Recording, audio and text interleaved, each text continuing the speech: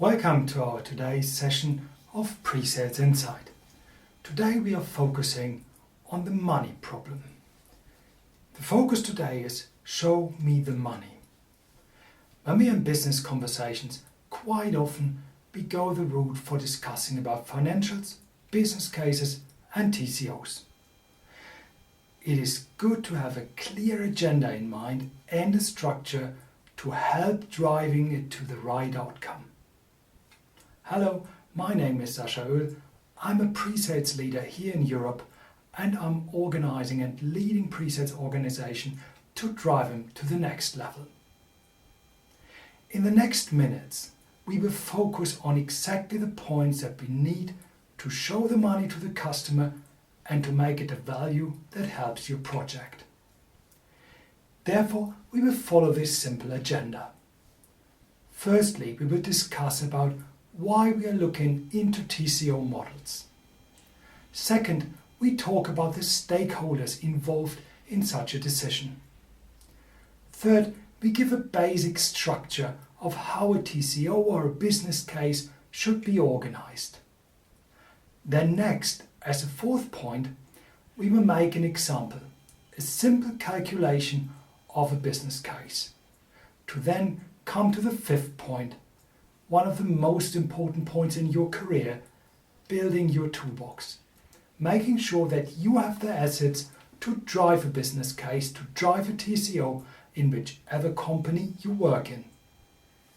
And in the end, we will have a brief view into the sequence that we run with our customer to not have him lost during our way. These 6 simple points will be the focus for today. Let's begin with the first one. Why do we need TCO? When we remember back in earlier sessions of PreSales Insight, we've discussed how we drive decisions as human beings and which layers we want to address. We talked about the rational logic part that's addressed by our brain. It's about the company perspective, it's about TCO, ROI, and so on.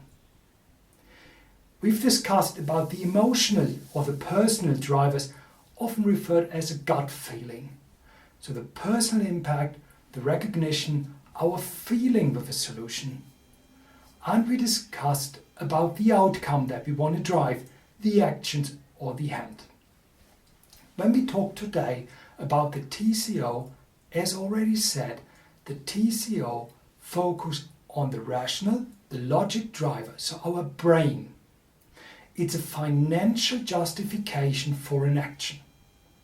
So we've calculated it seriously, we've came to a good decision, and therefore we drive an action. This is when we do it exactly by the book. But as many of you know, most of us human beings don't work like the book. So we've got very few people who can really decide only on rational drivers. Only a few people can pull away everything which has come with emotions, with personal feelings, and simply make decisions by rational criteria. Most human beings that we encounter operate a bit differently. We discuss about something, we generate a gut feeling, we have an emotional decision, and afterwards we justify the emotional decision with rational criteria. This sounds very, very easy and uncomplicated. And you may say, obviously, I'm one of the persons who drive my decisions by the brain.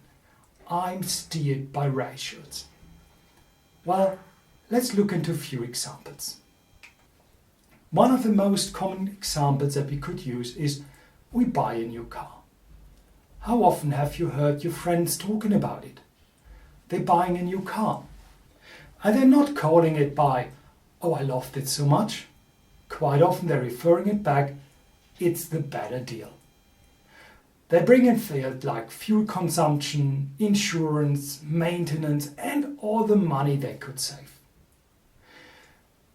And in the end, they bring in a lot of criteria which comes for a TCO discussion.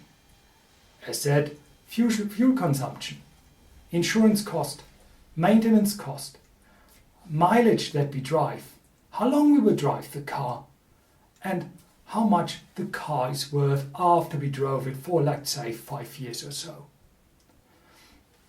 But if you look deeper, then you see that the kind of cars that we have put into considerations are limited by the ones that we love, by the ones that we like. Otherwise, quite often people would choose a very, very cheap car instead of a fancy car. And even the guys with the fancy car can explain you exactly that this is a good deal, because the salvation is very high, because the fuel consumption is very low, because the maintenance is included for the next 2-3 years, and on and on and on.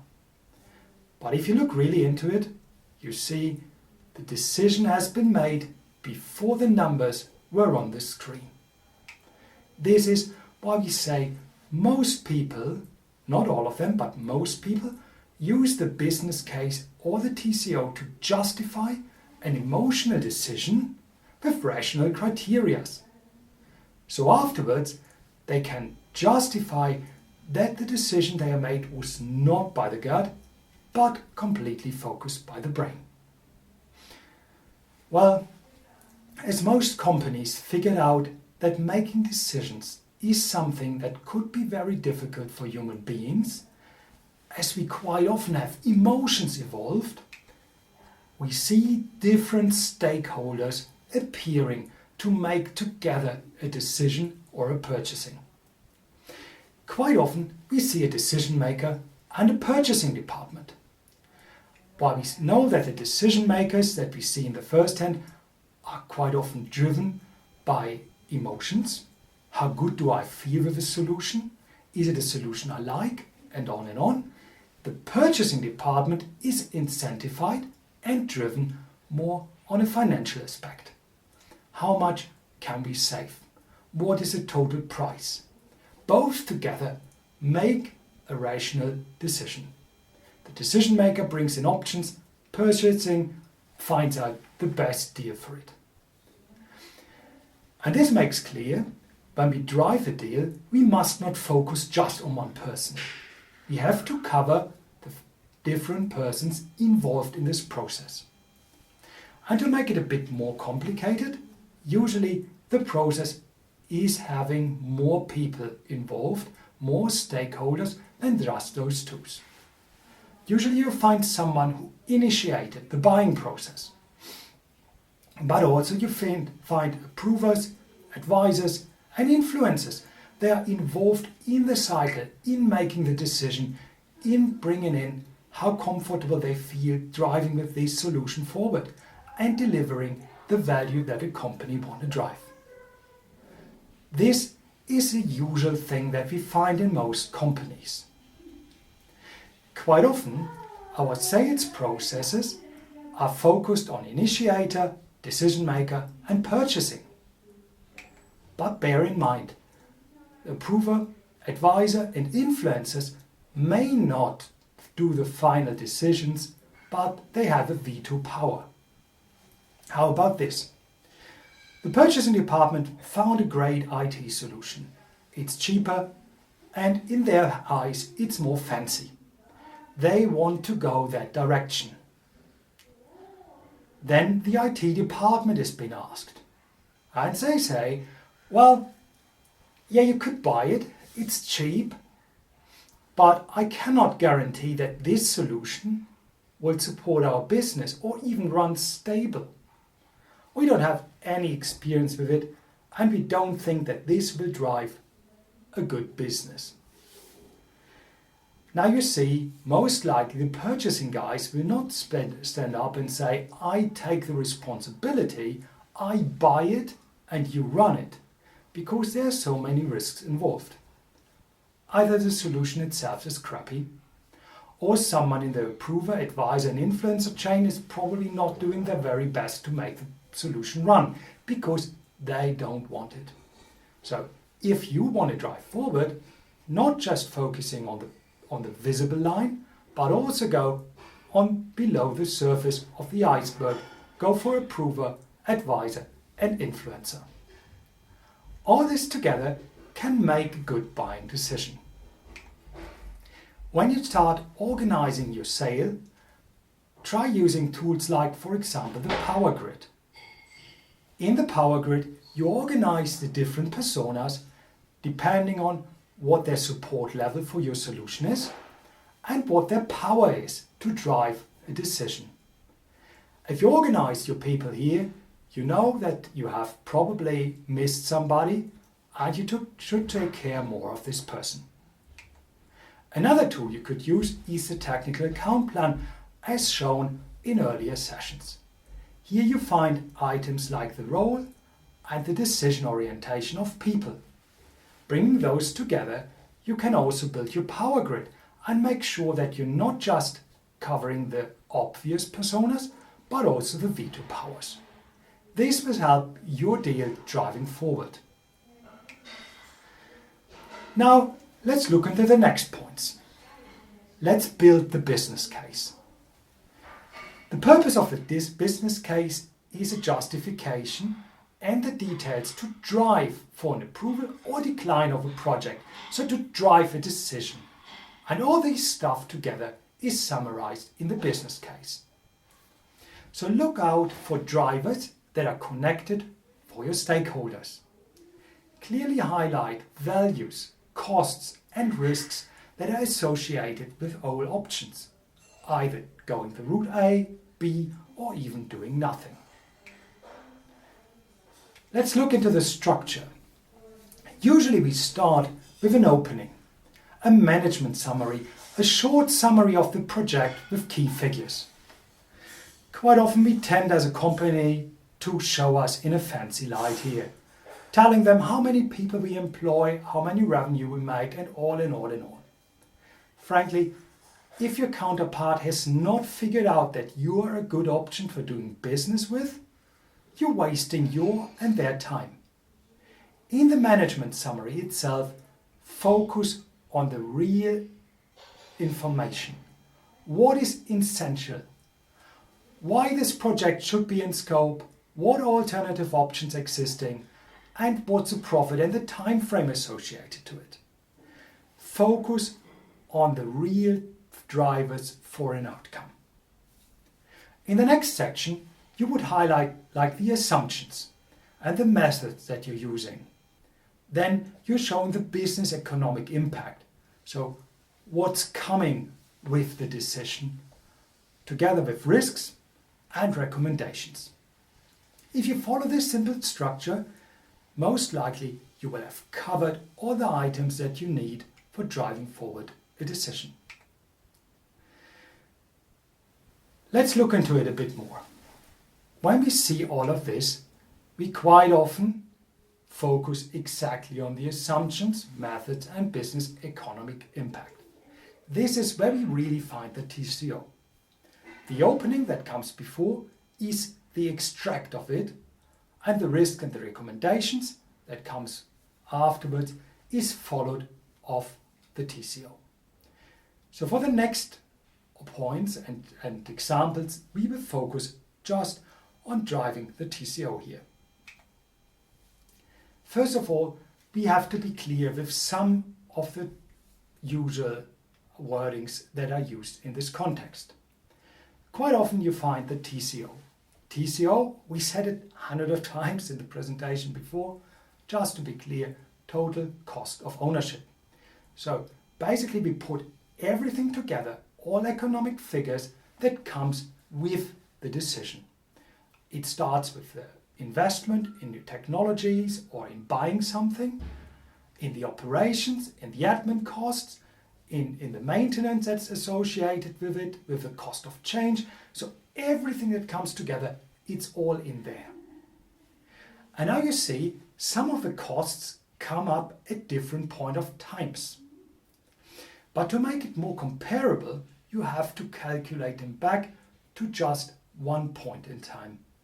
Therefore, we use something we call net present value, or in German, Nettobarwert. This is the representation of present cash value for a payment that appears in the future. For example, 100,000 euros in 3 years of now with an interest rate of 2% is the same as getting today 94,232 euros. So getting now 90,000 euros or 3 years, in 3 years 100,000 euros, you can easily decide which is a better deal. Because you know the 100,000 equivalent on today's money. Sometimes you also hear something like LCC, life cycle costing.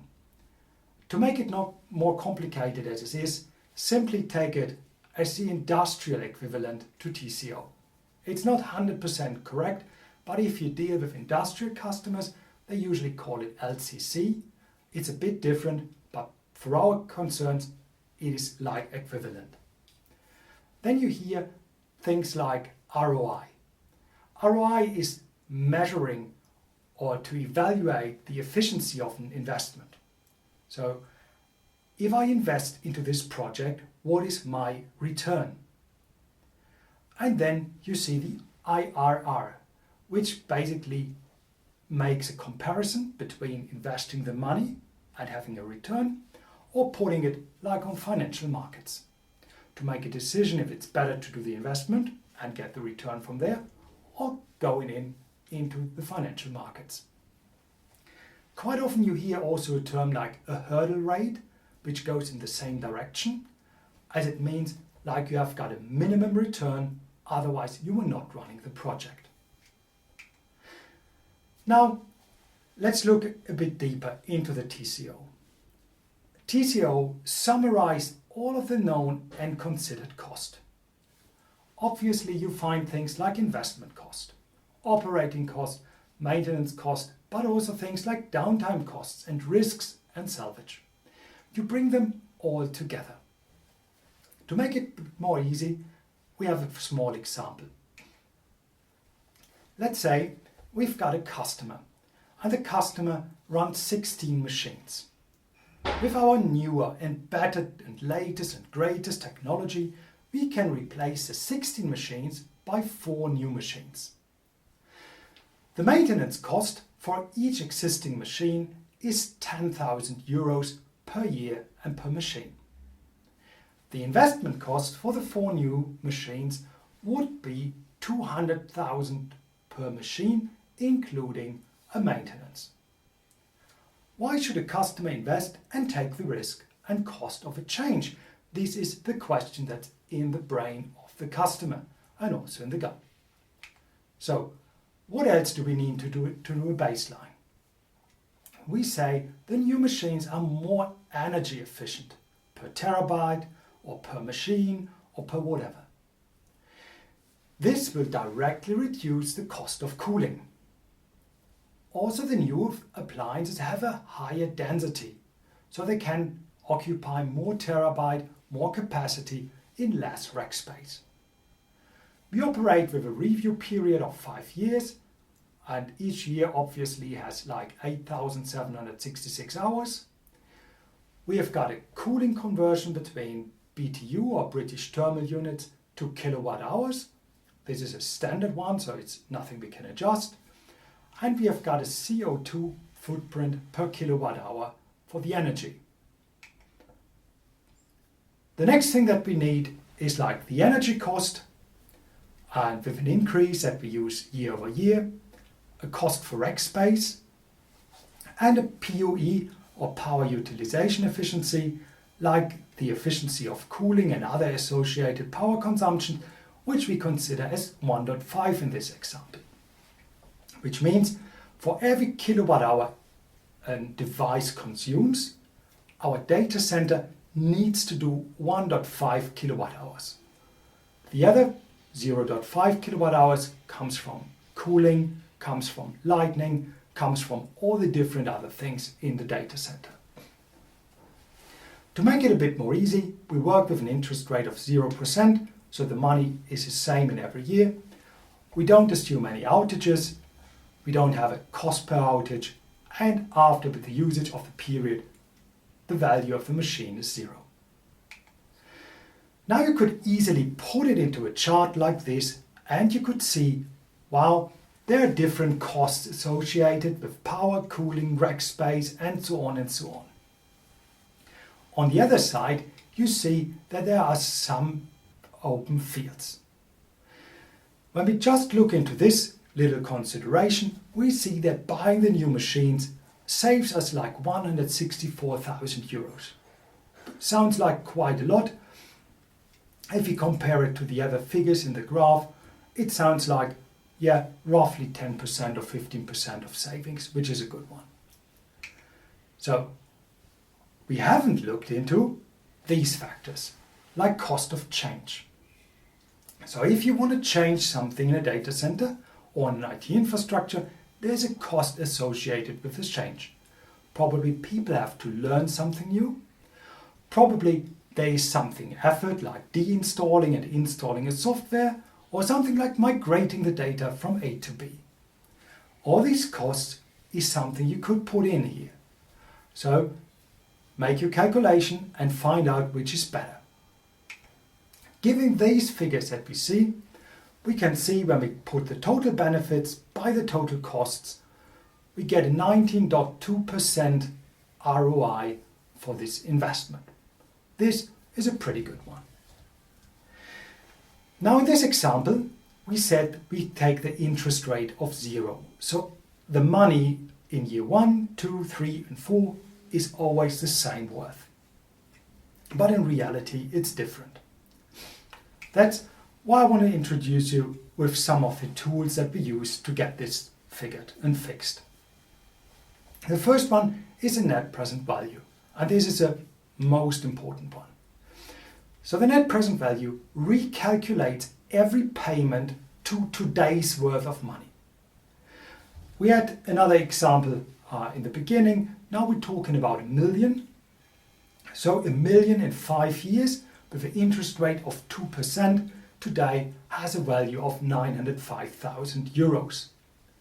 That's interesting because probably you would have assumed that it's worth more today. How do you calculate it? You take the 1 million, divide it by the decrease or the increase of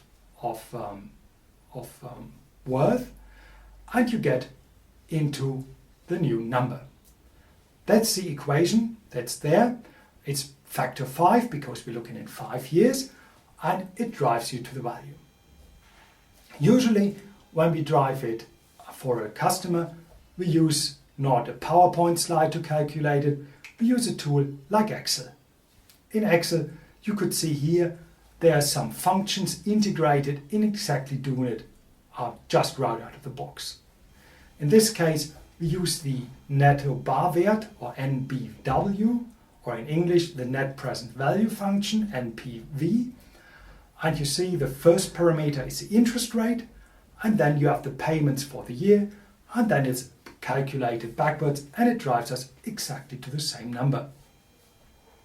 So when we would do a comparison, we would list all the different payments per year and then calculate them backwards and then summing it up. So we make sure that a payment in year 5 and a payment in year 1 and a saving in year 3, and they are all comparable because they're all the equivalent in today's worth of money. That's something very simple but powerful to make sure that the different payments has the right worth in your equation. The other thing that we have to bear in mind is other considerable costs. And usually these are classified in hard savings and soft savings. A hard saving is something that's directly related. It's directly measurable. It's something like reduced hardware. Like you have got half the number of machines, so you need half the number of network switchboards. If you save 10 network switchboards and every network switchboard costs you 100 euro, you can make the equation, it's 1,000 that you're saving. That's very simple to say. On the other side, you've got soft savings. Soft savings quite often occur in admin costs, like my new solution is very much easy to operate. Therefore, you save a lot of admin. This is not really quantifiable, and sometimes, even if it's quantifiable, like we save an hour a week, we cannot put someone on the street for an hour a week and save the money. It's a theoretically saving. If we can use the hour in a different way, or we can reduce some overtime, fine, we've made a saving. Otherwise, we sometimes have just generated someone sitting in the office without anything to do. Another example is, for example, reduced cost of a ransomware attack due to better security. So you probably put a cost for a ransomware attack, let's say $1 million, and you would say, I can save it with a better security. But you don't know if an attack would happen, if it would cost you $1 million, and so on and so on and so on. These are soft savings. Be aware to quantify these and to make for yourself clear which is a hard and which is a soft saving. So, when you're now going into a discussion with your customer, you need something like a toolbox. Your toolbox. It's about you. You need to know the driver, you need to know how to calculate it and what is associated with it, and you have to know your customer. So, let's say you know the driver, like cost per machine, then you have to know how to calculate it. We need this number of machines so long, and this is the number of machines that we need for the future. So now you need to put a price tag on it. That's a simple example, but you have to explain the number. If you cannot explain the number to your customer, the number is wrong, because the customer perceives it as a guessing number. So be aware how to calculate the number. The other part is know your customer. So if you work with them on this, in a draft session that we will see a bit later in the sequence, make sure that the customer has the opportunity to change the numbers. That's a good thing. If the customer stands up and say, well, you assume an FTE day cost me like €1,000. Hey, in reality it's €900 or €1,100. Embrace it. Take the number, change your calculation, and then it's the calculation of you and your customer. Be inclusive here. Now, for building up your toolbox, you need firstly something like basic input or assumptions. The financial horizon, like are we looking for a 3-year comparison, 4-year or 5-year? This can make a complete different view into a solution. How long does it take to implement the solution so that the solution generates the value? What's the interest rate? What currency are we looking? What is the cost of an employee full-time per day? What is the price increase or decrease per year? What is the hurdle rate for a project? You can work with assumptions in the beginning and then discuss it with your customer to harden the assumption, to make it your together assumption, or to change it with real facts and figures from your customer. The next thing that you need is drivers.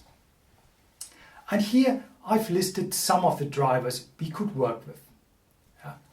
So we've got drivers in different ranks. Basic drivers. So the first ranks are very simple one. Hardware and software purchasing or licensing cost, the maintenance, floor space, power and cooling, avoidance of other hardware consumptions like less switch ports, for example, and things like administrational effort. How much does it take to commission or decommission something? What's reporting? What is resizing? And so on and so on and so on. These are very hard figures that you could bring in easily. The second rank are more like the soft figures. Here are a few examples. For example, like the cost of a downtime, avoidance of a downtime, and numbers of downtimes that would occur. If you have gotten higher availability and you would have like 0.5 out times per year, while the existing solution has 1.0 out times per year, you save like half an out time, and given the 4 years, it saves you 2 outages. And if each outage costs you 100,000 K, you know you've got saved 200,000. Here it's good to work with the customer, especially for the second rank, the more softer parts in your toolbox. Start small. Bring in the things that you feel confident within and build your own toolbox, build your drivers that you can explain, that you can measure, that you could put on the screen. And be careful. Always challenge your calculation.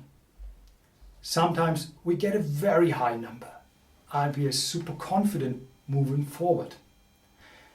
And I had this with a customer a while ago. And the number was great. It was super compelling from my point of view. And to be fair, I haven't questioned the number. I did not challenge it enough. So we were sitting as a group very confidently in front of the customer and telling him how much he could save.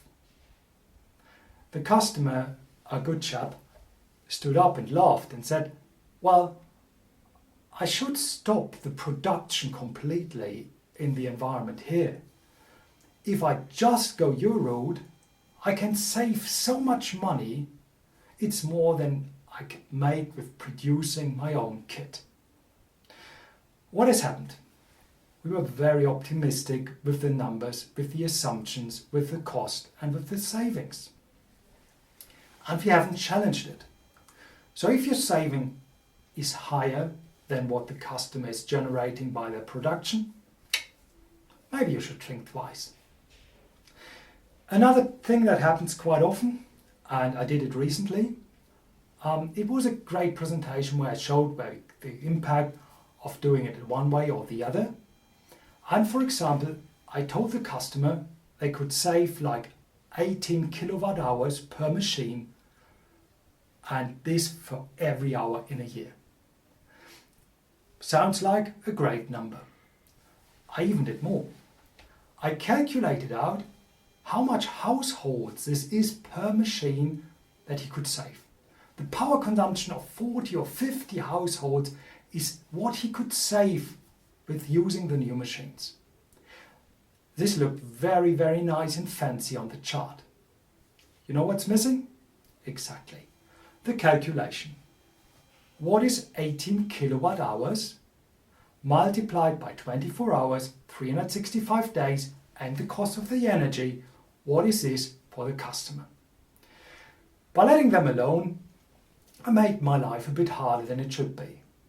So I need to calculate it with the customer just in front of the audience, just in the second, just in the moment. If I had my homework a bit better, I would have it on the plane.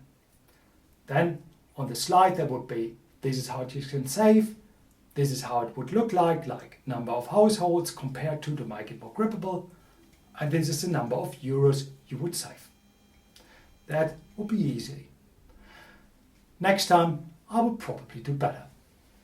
So now we have walked through all this different stuff in a very high speed. Now one thing at the end, the sequence. Don't do it alone. Don't do it in your office alone. Do a kickoff together with the customer. Figure out, can they give you some numbers, some assumptions, some baselines from their existing environment. Build up the actual state analysis, the target state, so from where to where we do the transformation. Do your calculation, but before presenting or sending the report, put in a draft discussion with your customer. Give them the opportunity to work with you on the numbers that you have generated. It's more powerful. If a vendor goes into a higher level and say we can save you a number of euros, it's not as good as if someone from the company stands up and says, I calculated with some help of a vendor, but here is my finding. Build the report together with your customer. Challenge your findings and embrace their changes. Then build the final report and go into the presentation.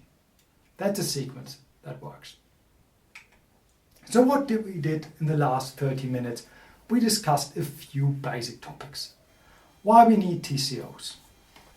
Justifying a decision, either just for the rational brain or for someone who did a gut-driven decision, emotional decision, and to give them some justification. Then we talked about the stakeholders. Take aware that they are not just the obvious stakeholders, they are also veto powers. And build your power grid to make sure you're not missing anyone. Then we talked about the structure, how you could structure a business case. So it's easy to read for the different parties and has all the information to make it really valuable.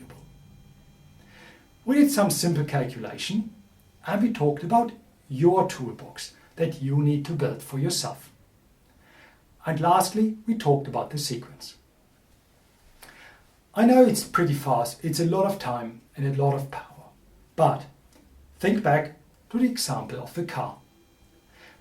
Would you buy a new car? Do yourself a favor and calculate it out and figure out what car would be an economically decision, and then simply buy the car you have fun with. Don't limit your fun. Use the methods driver by driver in simple conversations. Use it for yourself if you try to replace something at your customer. Start small with probably the power saving or the rack space saving. These are quite simple. And then build up bit by bit from the confidence in your toolbox. That's all for today's PreSales Insight session. Thank you for following and have a good discussion on some of the questions and answers.